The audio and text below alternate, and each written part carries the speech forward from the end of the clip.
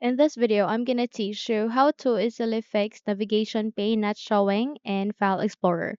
So without any further ado, let's begin. Firstly, you need to proceed at the bottom search bar here and type for File Explorer.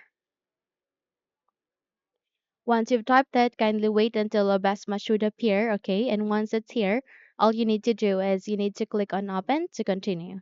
You can also press Windows key and letter E key together, and in that way you would be able to bring up the File Explorer.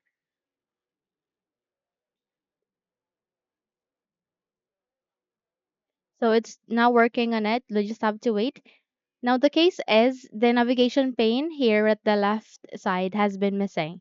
So in order to fix that, all you need to do is you need to navigate at the upper center of the screen. You can see the view. Click on it and eventually this kind of window would appear. Go with show and go with this navigation pane. So we need to tap on it to show the navigation pane.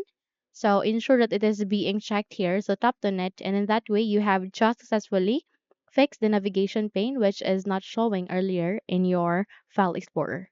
So that's it. You can now close the window and you're good to go. Now if you think this video helped you a lot, then please don't forget to subscribe. Hit the like button as well as the bell icon to be updated for more tutorials like this. Thank you for watching this video and have a good day everyone.